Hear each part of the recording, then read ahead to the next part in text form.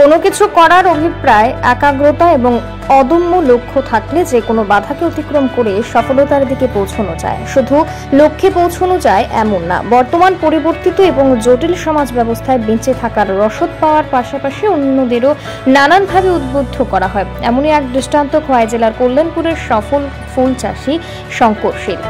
শুধু কল্যাণপুর না, গোটা খোয়াই জেলাতে একজন সফল এবং আদর্শ ফুল চাষী হিসেবে ব্যাপক খ্যাতি অর্জন করেছে কল্যাণপুর বাজার কলোনি গ্রামের উদ্যোগী এই যুবক।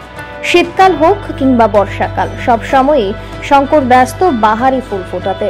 এখনো হঠাৎ আজকের দিনে শঙ্করের প্রায় 2.5 থেকে 3 কানি জমিতে গাঁদা ফুলের সাথে ডালিয়া, চন্দ্রমল্লিকায় চাষ সত্যি সত্যি দারুণ অনুভূতি প্রদানের জন্য যথেষ্ট। দু চোখে অনেক স্বপ্ন নিয়ে শঙ্করের বক্তব্য হচ্ছে, স্থানীয় প্রশাসন বা সরকার অনেক সহায়তা করেছে, তবে লক্ষ্য যেহেতু অনেক দূর, তাই আগামী দিনে আরো সাহায্য চাইছে দৃষ্টান্তকারী যুবক শঙ্কর। এই সময়ের মধ্যে অর্থাৎ বৃষ্টির সময় ফুল চাষ করে ততটা লাভবান না হলেও শীতকালে ফুল চাষ অনেকটাই লাভজনক দাবি শঙ্করের।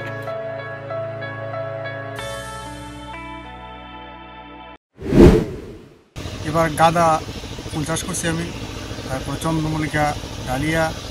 তো গাঁদাটা বেশি লাগাইছি এবার। কীরকম হয়েছে? মোটামুটি ভালো হয়েছে। শীতের সময় তো ভালো হয়েছিল, এখন বৃষ্টি সিজন যেটা, এটা তো বৃষ্টি নষ্ট করে দিচ্ছে। আর এখন মোটামুটি হয়েছে, মোটামুটি ভালোই, খারাপ হয়েছে না। যখন বৃষ্টি একটু কমলে দিকে আবার সারা আনছি, লাগাম চলছে। কোন জায়গায় নিয়ে বিক্রি করেন? এটা আগরতলা পাঠাইতেছি আর খোয়াই পাঠাইতেছি, আর লোকালে যদি লোক লাগে সবাই দিতেছি। বিয়ের অনুষ্ঠান হোক, অন্নপ্রাশন অনুষ্ঠান হোক, জায়গাতেই মানুষ নেই। কীরকম লাভবান হবে এই গাঁদা ফুল চাষ করে?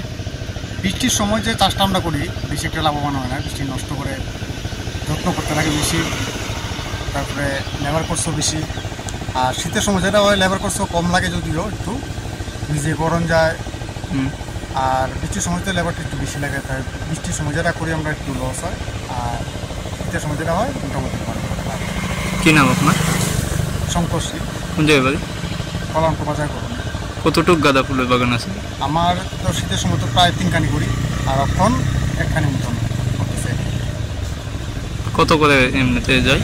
কীভাবে বেছেন দিকটা? আমরা মালা হিসেবে বেশি, তারপরে আপনার গোটা হিসেবে বেশি।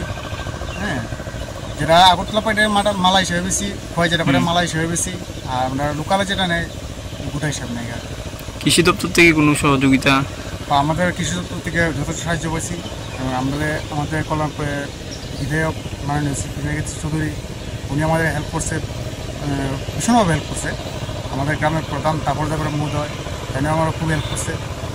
এবার ইয়েতেই আমি আজকে এতটুকু মানে বেশি করে বাগানটা করতে পারতেছে।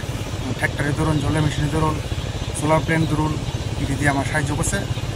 তো আগামীতে আমি একটু বড় করে করণের মানে আমার চিন্তাধারা আছে।